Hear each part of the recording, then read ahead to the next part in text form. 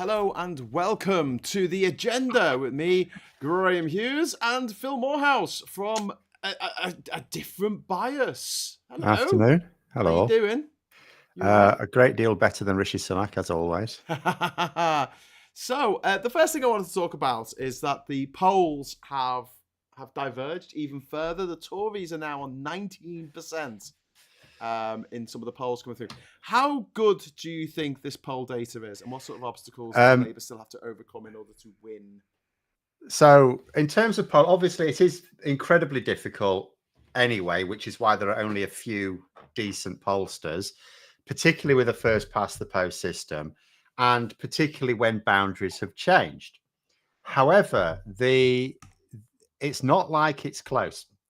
The margin is so huge that it cannot be anything other than an absolute disaster for the Tories. Like the worst case scenario is, let's say the top pollsters, the crack pollsters will get it completely wrong, but let's say the top pollsters get it wrong by say 50 seats. That sort of means the Tories win 70 seats instead of 20 or something at the moment. I mean, Ipsos and YouGov are the two top ones, and actually, all of the pollsters at the moment are showing the situation to be worse for the Tories than it was under Liz Truss. It's like sort of well, for the vast majority of pollsters, and certainly the top ones, it's like equal or worse than under Truss. Yeah, In terms of the Tories' base support. Yeah. But I mean, I guess people who went back to the Tories, went back to saying they were going to vote for the Tories after Liz Truss, and they gave Rishi Sunak the benefit of the doubt. This is the party they voted for all their lives, and it's been a year and a half now, and Rishi Sunak has not improved anything at all. He's not done anything of the things he said he was going to do, and he's not deported anyone to Rwanda, which was a big thing for these people who shag flags. I mean, what we may find is that yes, that support some of that support came back to the Conservatives, and then it's gone back down. It doesn't mean that the people who came back to the Conservatives have now left it again. What may have happened is some of the more vaguely moderate Conservative voters may have come back to the Conservative Party under Sunak, and it may be different ones who've now left it for Reform UK. Because what happened under Truss is an awful lot of that voting intention gravitated towards Labour as the only party that could possibly stop the Conservatives being in government were there to be a general election any minute now. Whereas now what's happened is, so since the dark days of Liz Truss, Labour's share of the vote has come significantly down, although it has been stable since. But Reform UK's has gone up. So it could be completely different voters they've lost, but it doesn't really matter because one vote is worth much the same as another in a marginal constituency. Yeah. And all of the Tory constituencies at this coming election are marginal. Yeah. I mean, I'm looking at the Ipsos favourability polls. Just before you do that, can we say, Sam, thank you very much for the super chat. Sunak too busy joining the flag shaggers versus Nike. There you go. Right, back to Ipsos. I'll just say, they've picked out themselves a load of like prominent politicians. But in this list, you've got, in terms of most of them are net negative favourability. But in terms of the actual favourability, because that just means favourability minus unfavourability. In terms of actual favourability, the top politicians that they've picked out is Keir Starmer, Andy Burnham, Angela Rayner. Despite the fact that the Tories are trying to attack Angela Rayner at the moment, it's not really working. The fourth place is Nigel Farage. Oh my God. Then you've got Sadiq Khan. Then you've got David Cameron. Who's this for? Is this for trustworthiness? No, this is favourability. Favourability.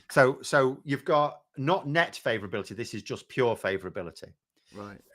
Nigel Farage is not popular in terms of net. I was going to say in net favourability, but purely in terms of the number of people who have, like, none of them have a very strong favourable rating. Like politicians, politics is so divisive, and also there's so many like colours of politics these days anyway, so it makes sense.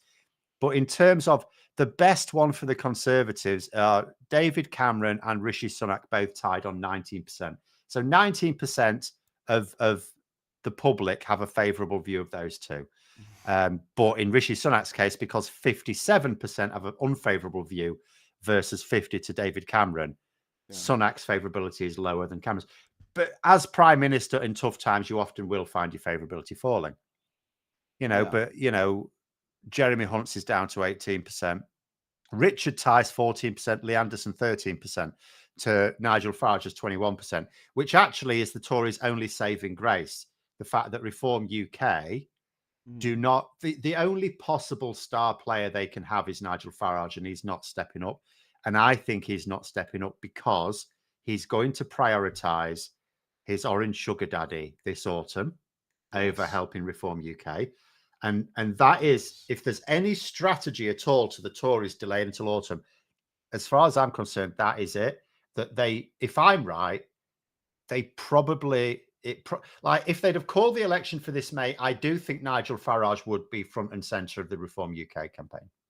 Right. Because he would think, I can do this and I can still go off and grift a load of money on the US presidential campaign. Talking of money, we just got another super chat. Thank you very much to Paul Ewan there for the super chat. That's 2 boxes of Lidl tea bags, Graham. Thumbs up. Just got back from Lidl, actually. Can you tell? But I didn't get Lidl tea bags because they're rubbish and they split apart. So I've splurged out on the good stuff on Yorkshire tea. You'll be, but weirdly glad to hear, I'm sure, because you don't drink tea. Not at all, because I don't drink tea. But you are a Yorkshire lad, so keeping one going for the famous tea plantations of Huddersfield. Yeah, I don't think we really have tea plantations in Yorkshire, if I'm honest. Never seen any.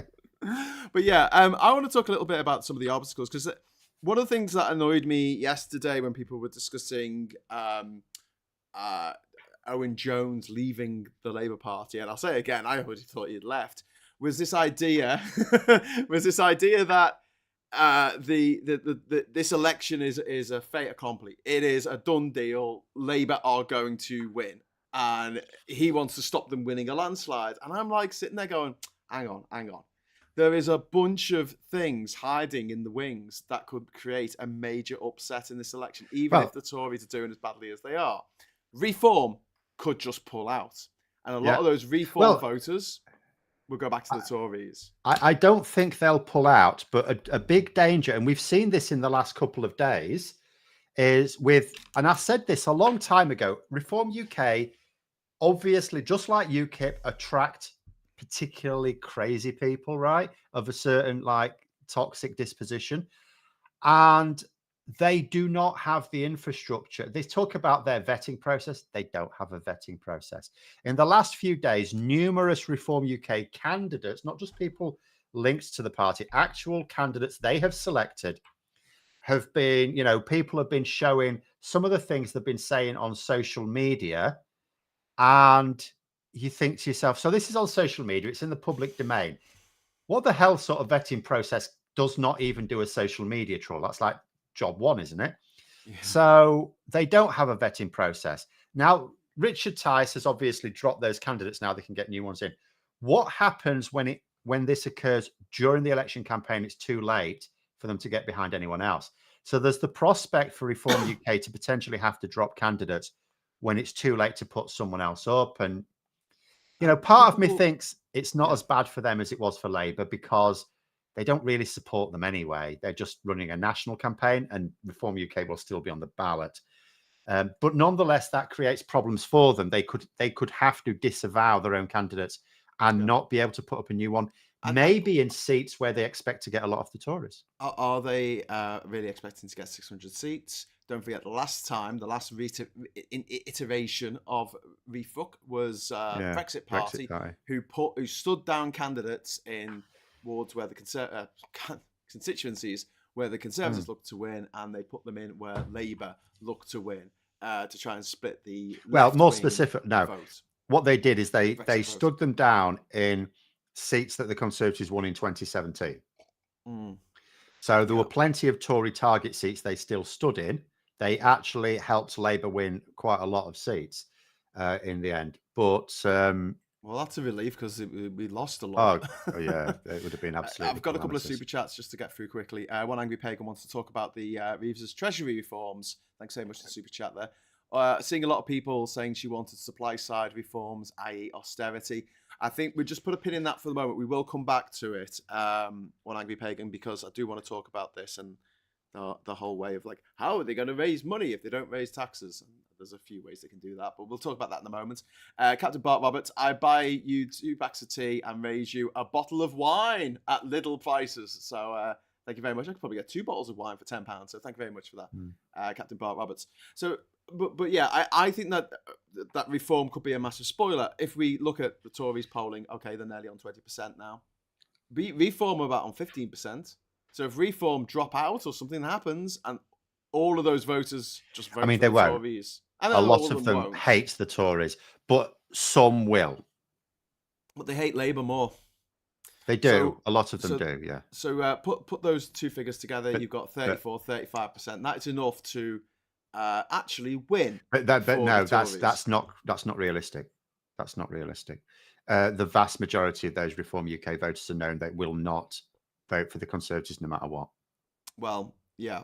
Well, my point is... polling has explored that. Polling has actually explored that very question. Yeah. So, it's... I can't remember where you're probably talking realistically. Maybe they could get about a third of them back if there was no other option. Yeah. They're not going to get most of them back. Okay. They're gone. But the these are people who will stay at home. Spoiler element to that. Yes. But then this comes on to my second point, which is the media. 80% of the press is owned by tub-thumping, Brexit-loving, flag-shagging Tories who want the Conservative Party. And don't forget that there's 171 billionaires in this country. Nearly all of them are Tories. There's a lot of money. There's a lot of power. The people who control the means of communication, they want the Tories in forever. They don't want anyone else to have a chance. So that combined with Reform UK, combined with bringing in voter ID, which is looking to disenfranchise millions of people. Yeah. Who don't even know about it. Young people are saying they're all going to vote for Labour. That's great. But if they can't actually vote, then this is my worry. Yeah, there are things that can absolutely change the polling. As I say, boundary changes, as you say, if there's people saying they're going to intend to vote a particular way and then can't vote because they don't realise the new requirements to be able to vote now, but the margin is so huge, it's not going to change the result. It might stop the Tories being wiped out, but then that's a case of getting the message to people that if people go out and actually vote, and getting the message to them that they need voter ID. And to make sure, and not just think, oh, I've got photo ID, that's fine. No, it's not. If you're a student, you've got NUS card, that doesn't do it. That's no good. There's very few IDs that are accepted, so you just need to look at what they are and get one that works for you. But the margin is massive, and we're not just talking about people who don't normally vote. After now that the general election is going to take place after May the 2nd. There's going to be a significant number of people who would have experienced local elections last year and this year who will certainly be aware of voter ID after these. So, yeah, the Tories are absolutely toast. It's just a question of, are they going to be beaten down into 3rd or even 4th place? Yeah. Or are they going to be a much diminished? Is it going to be it's 1992 is out of the question. Is it a 1997 style defeat for them? Is it a 1906 style defeat for them? Or is it a Canada 1993 style defeat for them? That's the question.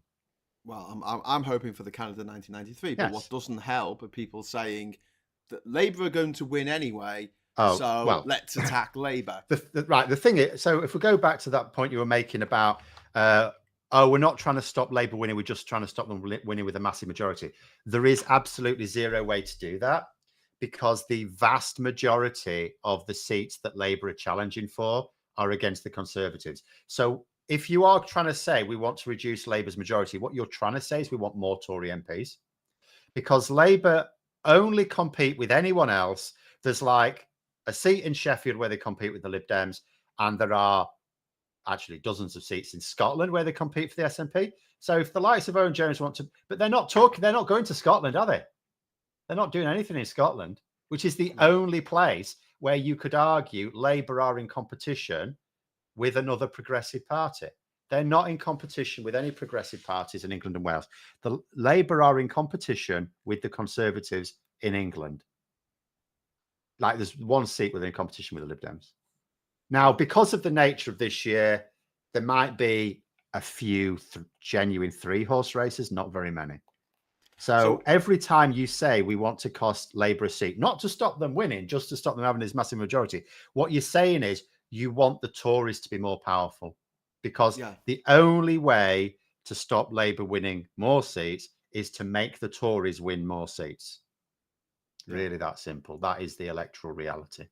Yeah. So it's to put it another way, it's Tory enabling, isn't it? Yeah, it absolutely is. Like Chris Patton, no, not Chris Patton, sorry, Geoffrey Cox, the arsehole one. He was complaining about, if Labour get this massive majority, then there'll be no effective opposition. That's bad for democracy. It's like, yeah, it is. Do you know what it is? But what's worse for democracy is when our opposition is the Conservatives, because what they will seek to do, which is dead against what the likes of Owen Jones claims he wants to achieve, what the Tories in a strong opposition will seek to do is to keep Labour having to tack towards policies that he hates. He absolutely hates. That's what you do. Whereas if you have an opposition that's led by the Lib Dem, like, which is better? Which would you rather? That Labour were having to adopt certain policies that are not naturally part of their profile to counter the Lib Dems, or the Tories? Yeah. Because what Owen Jones, if he succeeds, he won't succeed because he's a fucking idiot. Remember, he was the brains behind, he wasn't the brains behind, but he was one of the brains behind Labour's 2019 general election campaign. I mean, that he is the left-wing David Frost. You know, he is responsible for the most almighty cock-up, and now he's just trying to blame everyone else for it. Yeah. But also, I mean, this is the guy who in 2015 wrote a piece for The Guardian saying we should pull out the EU.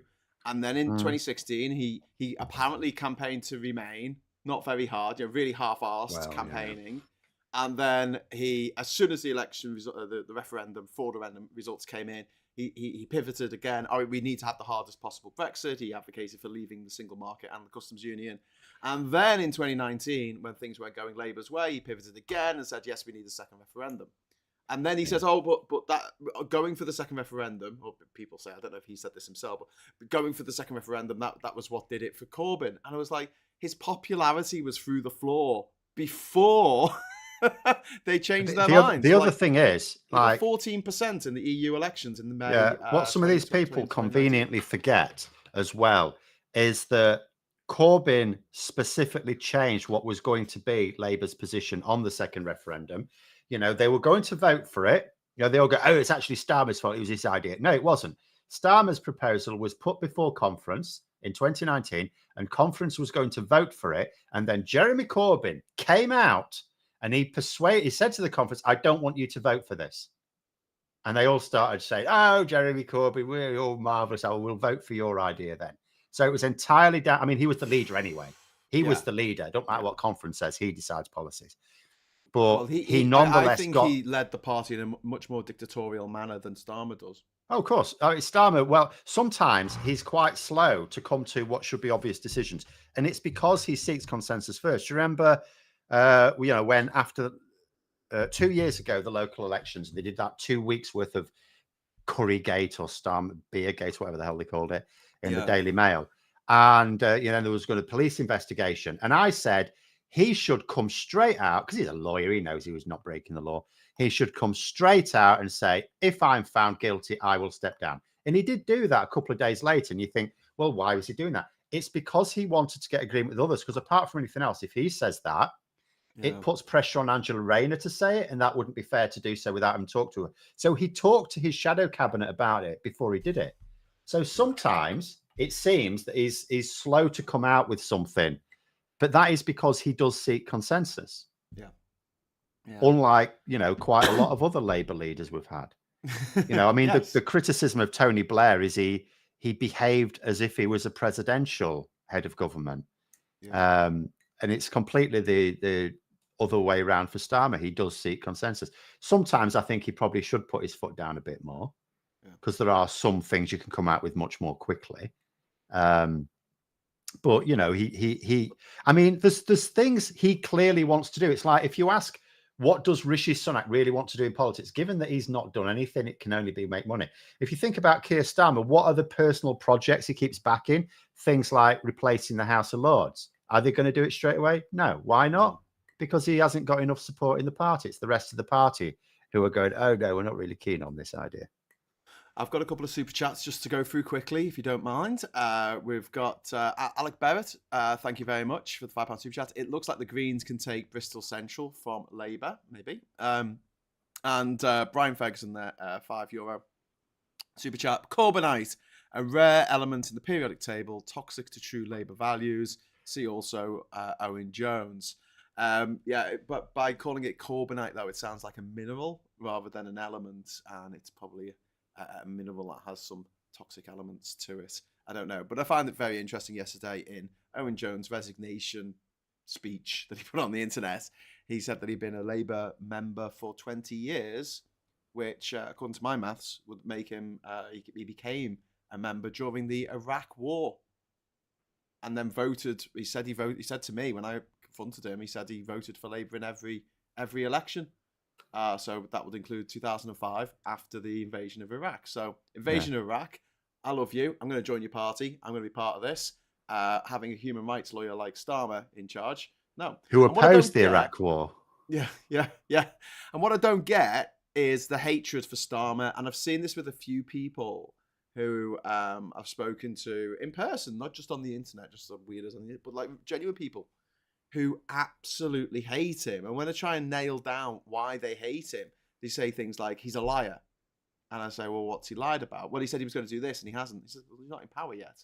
But he put these things forward in his manifesto to be leader, and then he didn't do, and it's like, well, the things he put in were before COVID, before the invasion of Ukraine, and before Liz Truss's kamikaze budget. Also, what he put in is he was going to win the next election, which he's doing. Yeah. Well, exactly, and detoxify the Tory party. Labour but party. The hatred. The Tory, he could do nothing for the Tory party. They mess up their own state. And I find it hard to get my head around the hatred of Starmer. I mean, like I say, I think I do get. I don't want to go for a drink with him, but yeah, I also don't understand the love for Jeremy Corbyn. I don't get either of them. I'm quite an empathetic person, but I just don't get it. Whatever it is, I can't say it. And it just reminds me of when your mate turns up with his new partner and you just like meet her and she's horrible. Like, she's just the horriblest person you've ever met. And he's completely in love. And you're just sitting there and you're a mate and you want to be a good friend and you don't want to say anything, but you're like, oh my God, what do you see in this person? That's the way I feel about Corbyn. I just don't get it. I don't get it. I mean, I think I get the Starmer hate from some. I lots of people have their own different minds. It's quite complex. But from some, it's really this simple. Starmer's going, he's going to dispel all the excuses that came up as to why Jeremy Corbyn couldn't win the election. Starmer's going to do it. And they hate that. And what they hate even more is some of them actually realize he is going to make things better. And they hate that as well. They'll still say, oh, it's not good enough. They'll still, you'll be 5 years, 10 years down the line, and things will be a lot better. And they'll say, oh, yeah, but it should be better still. But what they won't be able to say, which is they are saying at the moment, is it'll make no difference. It'll make no difference. I see usual suspects going on. What's going to happen is Starmer will come in. They'll do nothing because they're far too Tory to actually do anything major. And then 5 years later, they'll just lose the election to the Tories again. This is not going to occur. And but that's what they're saying at the moment. And when you confront them in 5 or 6 years' time and go, okay, what happened then? They seem to have won another election. They seem to have made things better. They'll just go, oh, it's still not good enough. Yeah, because that's all they'll have then. It's still not good enough. But I mean, the big worry, I mean, for anyone, is that Labour get beaten in the 2029 election by a mutated Tory party that's even more right wing than it already is. But there was there was this idea that the Tories that we're dealing with at the moment aren't particularly far right. They are. They have curtailed our human rights. They've curtailed our freedoms. They're curtailed very the right xenophobic. They're incredibly xenophobic. They blame everything on people coming from other places. They make it very difficult for you now to marry someone from another place, or to live with someone, or to have children with someone. I mean, fall in love, heaven forfend, with someone who didn't pop out their mum on this rock.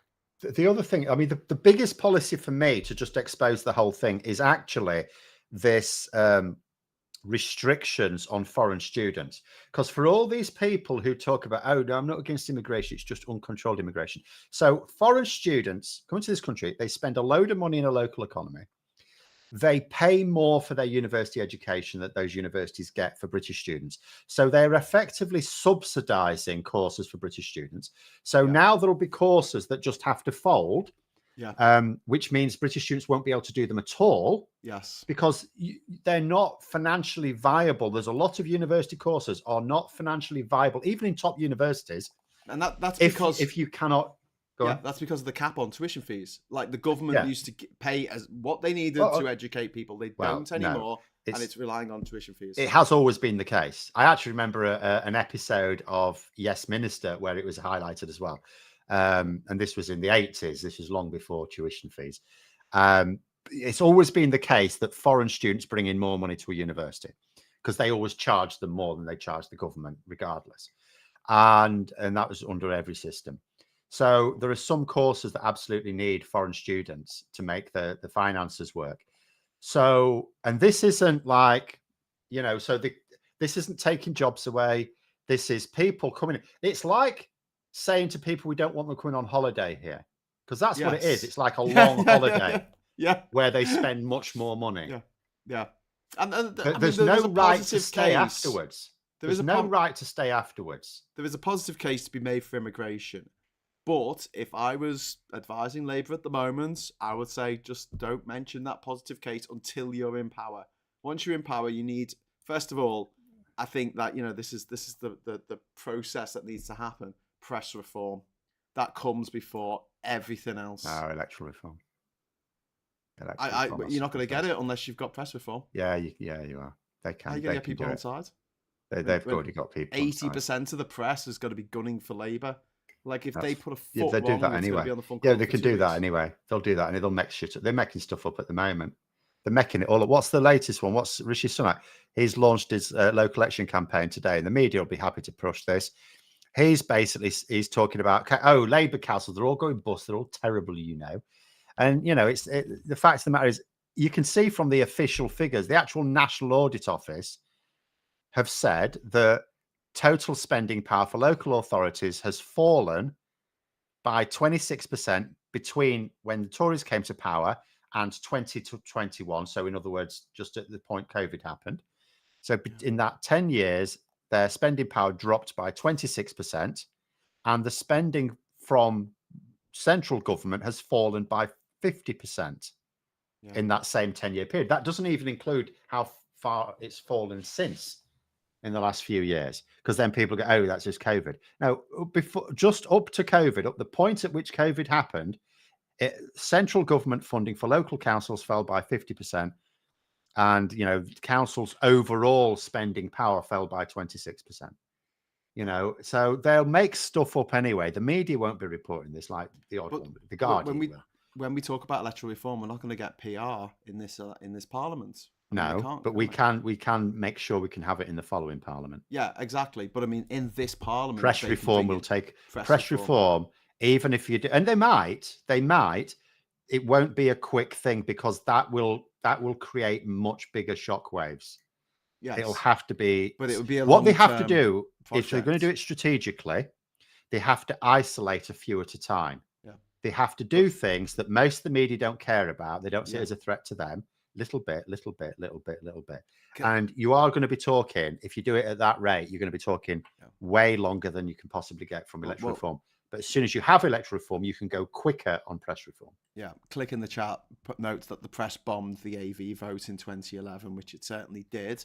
Also, thank you very much to Owen Knight there for the £5 super chat. The other variable is that Keir and Angela are what makes Labour palpable to centre-right people like myself. So there you go. Again, not scaring off potential voters, or more importantly, not scaring off people on the further to the right from making a protest vote for a negative vote for the Tory candidate just to keep Labour out. Exactly. They're looking at Labour and going, I could live with this. This is a they're not my team, but I can live with this. That's exactly what they want. They want Conservative voters, people who are used to voting Conservatives, to either vote for someone else, preferably them, but at least someone else, or stay at home. That's what they want. What they don't, because what the Tories are utterly reliant on at the moment is somehow winning votes back from Reform UK. But also, there's still not a lot, actually, not as many as the Tories are trying to make out, but there are still a significant number of people who voted Conservative 2019. So they do vote, but at the moment, they're not saying who they will vote for. Now, Opinion try and say, oh, we think they're just going to turn out and vote Tory, right? Which is why Opinion of the decent pollsters are the kindest to the Conservatives. But it's just a reflection of how small now that pool of don't knows is. That even Opinion's polling is very uncharitable towards the Conservatives' chances. But the Tories are hoping that they will hold their nose. They'll go, well, we don't like it, but Labour will be worse. Labour are bending over backwards to basically say to those people, yeah, we're not worse. Yeah, well, I mean, that's the argument that the Tories want, isn't it? That we're all as bad as each other when it's not. It's like comparing, a high security jail with people who have got a speeding fine. Do you know what I mean? It's they both broke the law, but someone murdered someone and someone went a few miles an hour over the speed limit. They technically both broke the law, but there is a gulf of difference, and the lack of nuance in that kind of thinking. Baldrick, £5 super chat. I have to disagree with you on what you've said, though, but thank you for the super chat. Press reform isn't really urgent, considering most people are turning to social media, even old generations like myself. I agree that people are turning to social media, but I think press reform is also going to have to bring in some reform of social media. Because at the moment, it is the Wild West. They can do whatever they like. And when you have platforms like Twitter, which are seemingly allowing horrifically bigoted, illegal statements being made on it, racist, homophobic, anti-Semitic posts, and very little being done about it, there needs to be some regulation that says, you can't stop people from putting that kind of stuff up, but you say, if they do, we want it down within X amount of minutes. We do this for councils. If your council sees some graffiti is reported, they've got like a day to get rid of it. If it's racist graffiti, they have to get rid of it that day. That's council principles or whatever. So, I mean, these things need to be put in place for social media as well. And billionaires like Musk shouldn't be allowed to get away with, completely gutting the department for checking, these messages that are going up at a rate of 1 million a minute. Bad Bones 777, thank you very much for the super chat. How long do we think Labour will have, and can it even put a long-term dent in the problems without PR? At this point, it's an existential necessity. Yeah, I absolutely think that as well. And I mentioned something in the conversation this morning, Phil, which was about the fact, it was based on that Economist piece. Did you read that yesterday? Yes. In The Economist, about the fact that the Tories have created all this power for themselves, centralised all this power, taking it from the courts, taking it from the civil servants, taking it from the EU, and basically giving it to themselves. And now they're going to have to hand that power over to Labour. What are Labour going to do with it? And the private school tax reform was given an example of something that we couldn't have done, apparently, while we were still in the EU. Now, when it comes to a major reform of our constitution, like bringing in PR, do Labour have to take that to the people? Do they have to have a referendum? The Tories didn't for voter ID. You have to have a public mandate. Now, the Tories got that in their manifesto for voter ID. So you have to have one or the other. Now, I don't know which way they'll go. What I do know is that was that in the manifesto? Yeah. Voter ID. Yep. There was a lot in the 2019 manifesto. Yes, there was a lot of very, very. I did a whole video on just how scary the 2019 Conservative manifesto was after the election, and saying, right, this is what we've got coming now. Because they knew there was a lot in there. Some of it was quite ambiguous. For example, it didn't explicitly say they were going to change the electoral system for the Mayor of London back to first past the post. However, because they had a line in there saying that they were, I can't remember the exact wording, but basically a commitment to first past the post, which I thought at the time was a bit odd, because I remember thinking, well, no one's suggesting that you're going to change the electoral system anyway, so why have you put that line in? Well, then I found out because they wanted to change existing non-first past the post systems to first past the post to benefit themselves. So yeah, there was a lot of stuff in there, not all of which has been done. Yeah. In the 2019 manifesto, for example, they were going to politicize the courts. They were going to have politically appointed Supreme Court justices. We're going to have like an American Supreme Court system. Yeah. They haven't done that, thank goodness. Yeah. Whether it was just put in as a threat, or whether COVID derailed some of the things that still haven't been done, I don't know. But all of the terrible things that people are going, oh, this is awful, awful. It was all in the 2019 manifesto.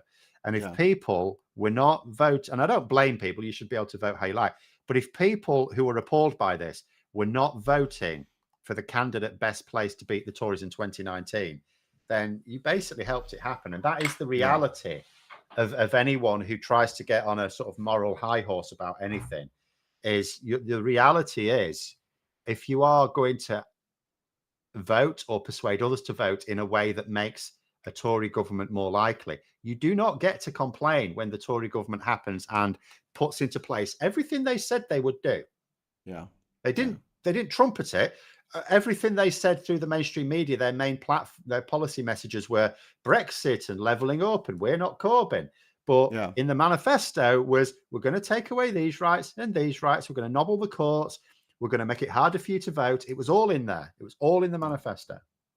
I've just got another super chat. Thank you very much to John Hart. Labour should follow Teddy Roosevelt's motto, talk softly and carry a big stick, quietly radical.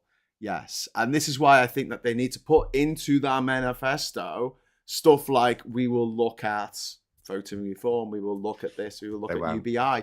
They can say they're going to look at it. They don't have to say they're going to do it. Yeah, but the Tory press are already saying they're going to do it anyway. Right. According to the Tory press, right, what Labour are going to do the second they win power, that by the following Thursday, we're back in the EU, we've got proportional representation. Yay! So that's what they're saying anyway. So if you put in anything, I'm not saying there should be ambiguous things in the manifesto, but if you put anything in that even says we're going to look at this thing, they will say they're going to do it.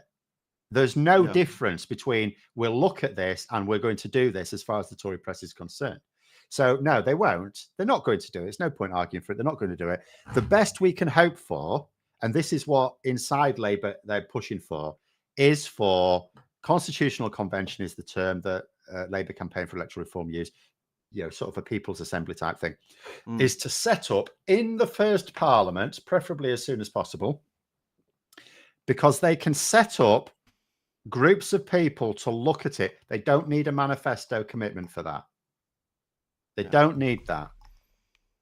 Because it doesn't require primary legislation that should be in any way difficult. It's like setting up a judicial review, only this is like a people's review. So they can set up public assemblies to look at the issue of our electoral system. They don't need anything in the manifesto. They would to implement it. So then what Labour will have is a choice. If all goes to plan and they do this thing, and it's within the first few years, there's a consensus as to what we should replace first past the post with. Remember, Labour's official policy is that first past the post needs replacing. That is all their first. So the policy just doesn't go as far as to say what it should be replaced with, but it does say it should be replaced. Yeah. So I just to jump in, go on. Sorry, do you want to finish your point? I was just going to say, so what Labour would then have to do when they've done that is, do they then put it into the manifesto, which is the easiest way to do it. However, what they fear is that an election, instead of being about the economy and healthcare and housing and the environment and everything they can win on, it suddenly becomes about one issue, which is more emotive, which they desperately don't want. So do they do that? Or do they go down the referendum route, which means you take that emotive element from the general election, but then The thing is, though, whichever side spends the most on advertising wins. Well, we assume that, but there is money behind proportional representation as well. Oh yeah, well, because Reform, Reform Yeah. UK wants it, and they have their backers. That worries me. And if they want, because they must realise that the Conservatives are going to flip back to the centre. So if they want, if they want to break up the right wing, if they see that as an advantage, so you never know. Yeah. But anyway, that is the choice that Labour will have to make. Yeah. But that is for afterwards. Okay. Just quickly, we're going to have a few more super chats coming through. And I also want to say to Nick and Diff, super jealous because Nick and Diff's just signed a signed copy of 4 Chancellors and a Funeral by Russell Jones. Mine hasn't arrived. One of my friends arrived. He sent me a picture of the back page. I came up with the title first. Did you? Did he steal your title? I don't think he may not have seen it. It was probably independent. I did actually. Do you know what? When he announced that he was doing the book, I did actually tag him into the tweet I produced some time ago. So basically, I did actually say it was all Phil's that idea. If anyone was going to write, this was obviously a year and a half ago now. If anyone was going to write a book about what's happening at the moment, they'll have to call it 4 Chancellors and a Funeral. And then I wonder if you get a thank you in the book. Have a look in the book, Nick. I think he wrote it before. He probably didn't even see it. See if Phil gets name checked on Twitter. But it was my most viewed tweet. We've got a £5 super chat. Thank you very much from Darren, saying now GE will be later in year. Will Labour start announcing more of their policies before the launch of the manifesto? Why would they? No, I don't think so. And the Deck Morgan, €5. Thank you. Tories must be envious at how Ireland have replaced PM with a smooth, bloodless transition, taking less than a week, consolidating support. Yeah, consolidating you on say one that. Candidate. I'm guessing you're in Ireland, paying in euros. I would just hold off on that because, right, okay. The person who's tipped to take over from Varadkar, you know what he was saying a few years ago? He was on the radio and he was talking about coronavirus 19, right? And he says, well, he was trying to big up the idea that was sort of on top of it. And he's going, oh, coronavirus 19. The reason it's called coronavirus 19 because we've already had 18 others. Wow. Now, I don't want that person taking over from Leo Varadkar. I don't know about anyone. And that is the person that at the moment Fine Gael are like forming around. Okay. So, although you might say, oh, nice smooth transition and blah, blah, blah, blah. For the avoidance of doubt, it was called COVID-19 because it was discovered in 2019. Yes, the dying days of 2019. Indeed. It's the year, not the number of pandemics. I am going to suggest that maybe I don't think it's going to work out well. Okay, so more super chats just to go through quickly. Phil, do you actually really think that Brown will have enough support from the Lords and Commons to support his proposals for reform? His full proposals, no, because he went way further than Keir Starmer wanted him to.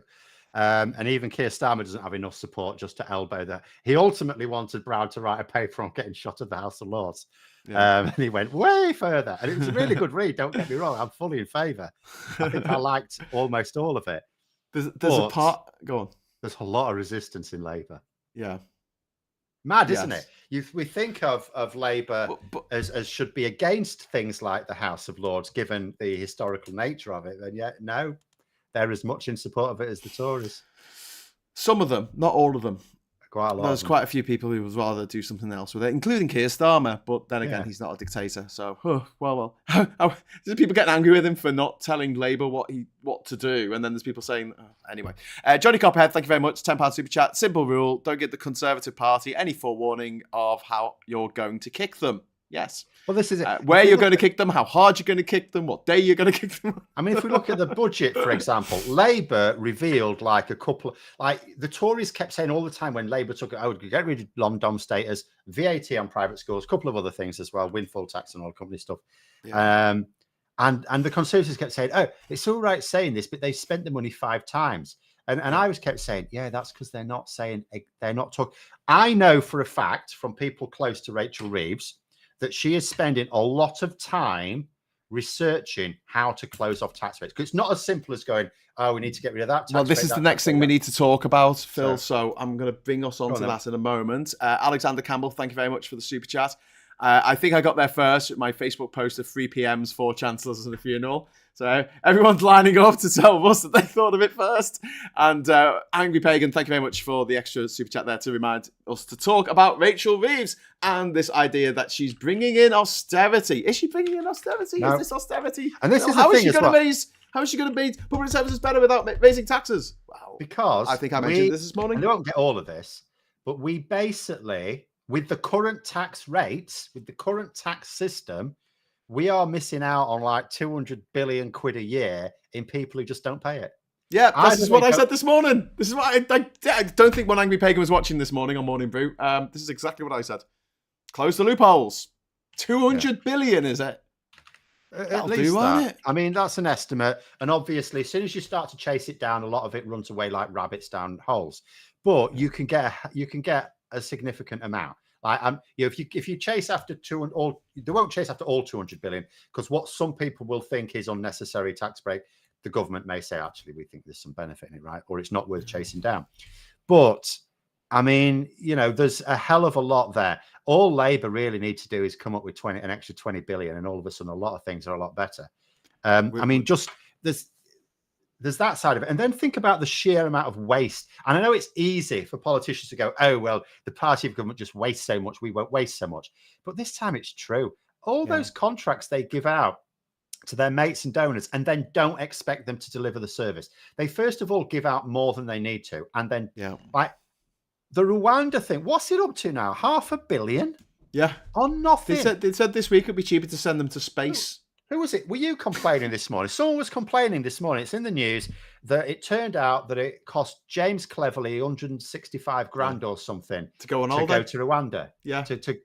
But that's like less than a tenth of what it's costing to send a refugee to Rwanda. That's a bloody bargain. That's a bargain. That's an absolute bargain.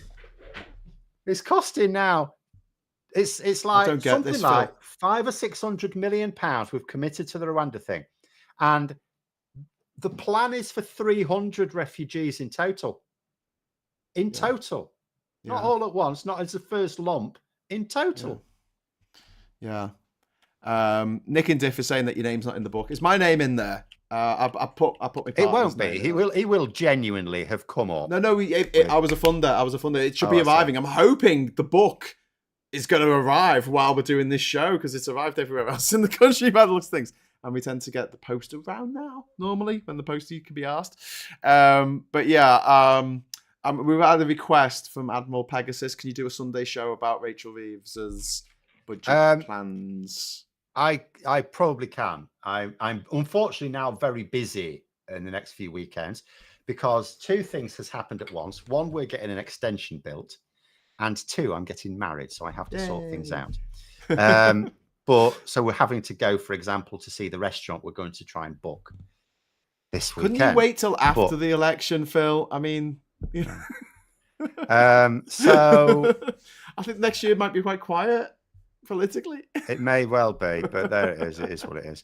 And but I will. It is my intention to at least do something on the speech. I will just point out that if you want details of economic policy, I mean, there's economic plans have been produced and they've been published, and business are quite happy with those, and unions are quite happy with those. But in terms of details, don't expect it, because all it does is it tells the Tories what routes to block off, where to throw the gasoline in, where to napalm. So that's why I thought it was vaguely hilarious when the Tories said, oh, we're going to sort out their spending plans. We're going to knacker their spending plans. We're going to put pretend windfall taxes on oil companies, and we're going to put a pretend block on non-doms. And Rachel Reeves is probably pissing herself laughing, because she threw out a couple of baits. It was a bit of flack. And she's sitting on top of I'm sure, she's not going to say, I am sure she's sitting on top of an emerging strategy of where she's going to close off tax breaks. Labour have explicitly promised increases in spending on public services. Explicitly promised it. That is not austerity. You know, their a formal policy for the NHS is the biggest insourcing in a generation.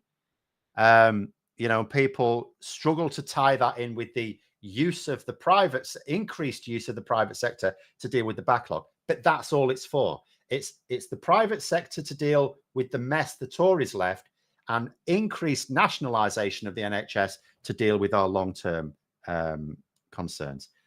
So yeah, it's and the way to get the money for it is a combination of not wasting hundreds of millions of pounds propping up the GDP of a Central African nation. Oh, massively. Their GDP is only about 10 or 11 billion a year. Yeah. We're like adding like something like 5% to their GDP. They literally are, yeah. It's like ridiculous they would give it back. It's like a government saying, yeah, we're just going to deliberately reduce our GDP by 3%. No, you know. We've got a super chat there from Brian. Thank you very much. Congratulations, Phil. Excellent news. We've also got congrats from Johan, from BUFU Mike, Admiral Pegasus there. We've got Jay as well. We've got John Seltzer saying Seltzner, is saying Rwanda is costing a Trump. I love that idea that now £500 million or dollars is a Trump. That's a Trump. Jez is saying he's got loads of money, hasn't he? Oh, I've got loads of money. I've got loads of money. Got money coming out my ass. Then of course I can pay the bond. I've got loads of money. I'm just not going to.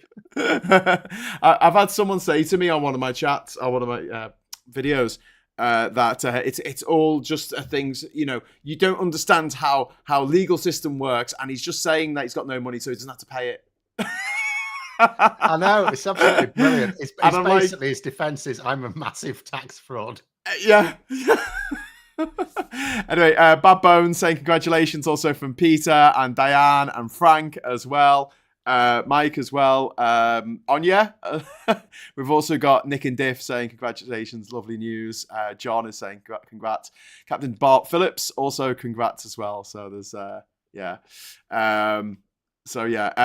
and Diff is saying, I'll let you check that I just thought there might have been a mistake that he put my name in it, but I know my partner's name is in there because one of my friends took a picture of it this morning and sent it to me saying, I've got Rush Jones's new book and you haven't.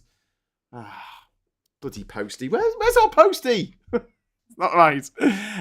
Anyway, so congratulations coming from Samuel as well, and from Maggie, and from David, and Roger just says smiles for Phil. Oh. And Paul wants to know, is the marriage a tax dodge? I don't know that I can get a tax dodge out of bloody cynic.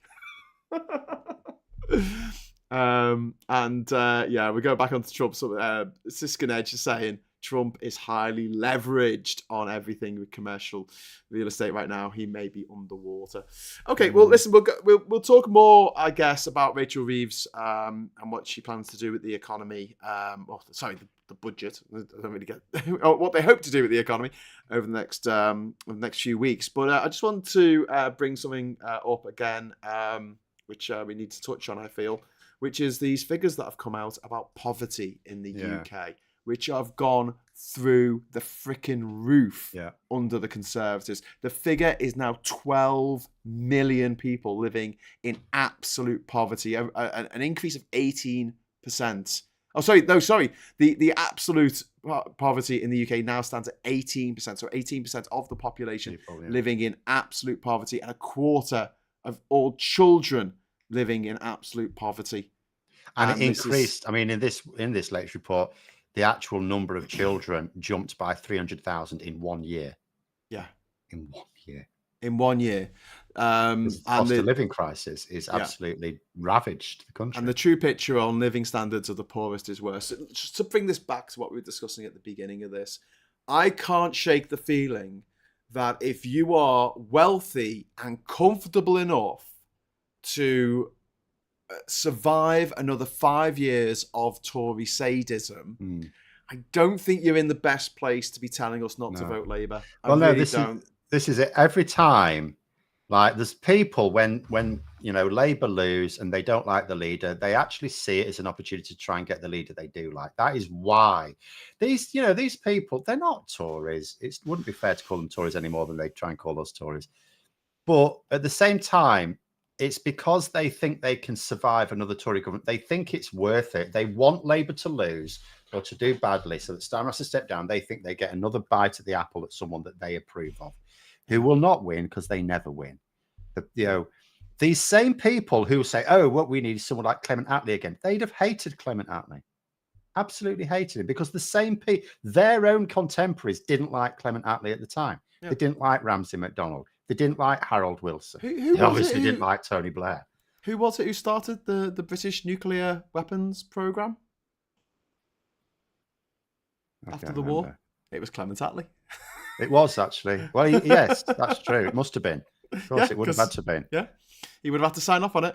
Do you want nuclear weapons, Clement? Can we have the NHS and nuclear weapons? Yeah, sure. Why not? You can do anything. You're in charge. Okay, cool. Yeah. Let's do that. Going back to the poverty thing now, it is just absolutely outrageous. The rate of food insecurity has risen from 8% of individuals to 11%, and the proportion unable to heat their home more than doubled from 4 to 11%. And I think we were very lucky this winter that it was quite a mild winter comparatively. Yes. If it had been snowstorms and really, really freezing if it had been like 2010, I mean, that massive amount of snow. Yeah. But I just wanted to mention something. You're talking about how much it cost to get to Rwanda. So how much was it that he spent? Was it 165,000? 165,000. That was two-way. We're spending 2 million for a one-way ticket for a refugee. Yeah, but for me, I just want to put this on the record that my journey to every country in the world, which included Rwanda, there's about country number 129, I think, of the 201 countries I've visited. That entire trip, 4 years, every country in the world, that's travel, accommodation, visa costs, everything, was £28,000. Yeah, but how many prisons did you see the inside of? Well, no prisons. I was put in 2 holding cells on 2 separate occasions because of hilarious, what's it called? Misunderstandings. You can buy my book of the whole experience, Man of the World, available on Amazon, and all bad booksellers out there. Man of the World by Graham Hughes. But yeah, the Tories live in a different reality. They live in a completely different world to the world that we live in. But this is the thing. I mean, when I was talking about those people who just see it as a political game to be played, whenever Labour lose an election, my first thought is always that is now going to be people who will die unnecessarily before their time, and people who are going to be plunged into poverty, and because of that, some of those people will suffer. If it's children, they're going to suffer lifelong problems.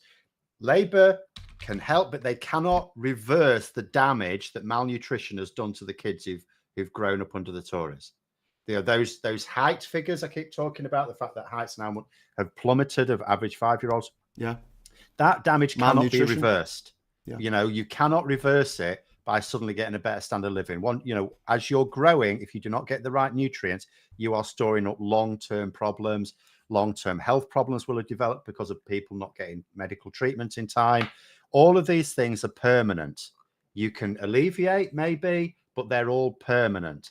And that's what I think of when Labour lose. It's not a political game. That's lives that are going to be destroyed. And then you think about the mental health bomb it'll create, the destruction of relationships that it creates because of the extra pressures. I was listening to a fella on some thing the other day, talking about how his own relationship it stayed strong in the end, but they'd constantly had rows with each other, and all it was caused by was one of them lost a good job and they couldn't get another one, and just the pressures, the household financial pressures, just then creates, for someone. It sounded to me like this fella, was quite a proud man, and sort of believes in this sort of nuclear family, which is, the man has to do a lot of the earning, even though his wife works as well a little bit. And, you just think the pressure that it can bring to bear on a relationship when you've got pressure that shouldn't exist in a wealthy country. like being able to afford housing and a reasonable amount of energy, a reasonable level of food and stuff like that. You know, those pressures shouldn't exist in this country. There's no need for them to exist in this country. We're a rich country. We keep being told we're a rich country, and yet there's no money for anything. Because where's it all going? Yeah. Well, it's going on a trip to Rwanda for 165. Yeah. And that's what I think. That's what I think when Labour lose an election. And what some people think, it's not always the Owen Joneses. There are people on like the centre left in Labour as well who think the same thing. They're just these tribal people. And when Labour lose with the leader that they didn't like, what they do is they rub their hands together and go, great, we get another crack at someone we like. And it's very, very unhelpful, even if you couldn't help it. Like if you at least, it's because I just think about all the people's lives that are going to be destroyed. Yeah. And 31 Blaze makes a damn good point, saying poor nutrition doesn't just cause problems for the individual. Genetic analysis of descendants of famines found intergenerational changes. The effect is huge. There are children who have been born years after the Holocaust whose grandmothers were in the Holocaust, and the intergenerational trauma in their DNA, hard coded in their DNA, is there because if a woman was pregnant at the time with someone who was born during the Holocaust, when a female baby's growing inside you, the eggs develop, and basically you're born with eggs if you're female, and as a result of that, this genetic coding goes in. This I think they call it mDNA or something, which is this intergenerational trauma can be passed down from generation to generation, and we're seeing it, and the knock-on effects are huge on society, and they take a long time to fix at the other end. And then if the Tories get back in 2029, they'll take us back down this route because they don't give a shit about anyone but themselves. And that's the big schism in politics, really. Forget the labels, socialist, communist, capitalist, whatever. It's the people who care about each other, and there's just people who care about just themselves, and that's it. And you know, obviously there's gradations, there's a spectrum between those, but I mean, essentially the Tories, they're just selfish bastards who just look at people who aren't doing well and go, that's your fault. That's your fault. Individualism. Exactly. It's your fault you're not doing well. Whereas I looked at it collectively and think, what can society do better in order for this sort of shit not to happen anymore? Anyway, I think we need to wrap it up there. Are you about this evening? Are you going to come on? No, I've got the gym. I do got better things to do. I have the gym now. Well, we don't need you, Phil, because we've got Tom Gray from Gomez. Well, there you go. I don't like talking about music anyway, so I'm as much use as a chocolate teapot. Tom Gray will be joining us tonight for the Labour Social, along with the usual reprobates. Tom is obviously from the band Gomez, who were really big in the 1990s. They won the Mercury Music Award, I think, in 1998 for Bring It On, which is a fantastic album. Notable for having 3 lead singers. They have 3 different people in the band who all sing different songs, depending on what song it is. We'll be talking a little bit about music, a little bit about Brexit's effect on music, but also we're going to be talking about the fact that Tom is the candidate for Labour for Brighton for Pavilion. So we'll see what happens there. Alec in the chat just saying the genetic changes take about 5 generations to reverse. Wow. Anyway, so and Nick and Diff are saying what? Wow, about Tom Gray being on the show tonight, and we've got some big guests coming over the next few weeks actually. So Labour Social is where it's at. So thanks very much, Phil. No problemo. You always height lifting is also a sport apparently. No, I don't do that anymore. I used to far too much when I was young. Pint lifting. Oh my god, imagine an Olympic event in pint lifting. That'd be fantastic. We should do an alternative Olympics, for people who just can't be asked. They did that. There was a sketch once on Griff and Jones or some Smith and Jones, was it? Griff Rhys Jones and Mel Smith. And it was like darts, and they were doing like that, and then they would go down and pick up a pint and try and knock it down, stuff like that, and lose points if they accidentally picked up a short or something. Malibu. Sounds like my kind of drinking fest. Anyway, and also before I go, in case you don't see the show tonight, I'm going to be in Liverpool in person with Femi and Madeleine Kay talking about why we should rejoin the EU tomorrow. So the march starts at St George's Hall at 12 o'clock. We'll be at the Pier Head at 2 o'clock for the speeches, and then after that we're going to the pub. So if you'd like to join us for that, you would be very welcome. And let me know that you've been watching over the months, over the years, maybe. I don't know. Okay, so thanks to everyone for watching. Thanks to all the super chats and the chat. And give us a like on the way out. And until next time, hello, good evening, welcome, and goodbye.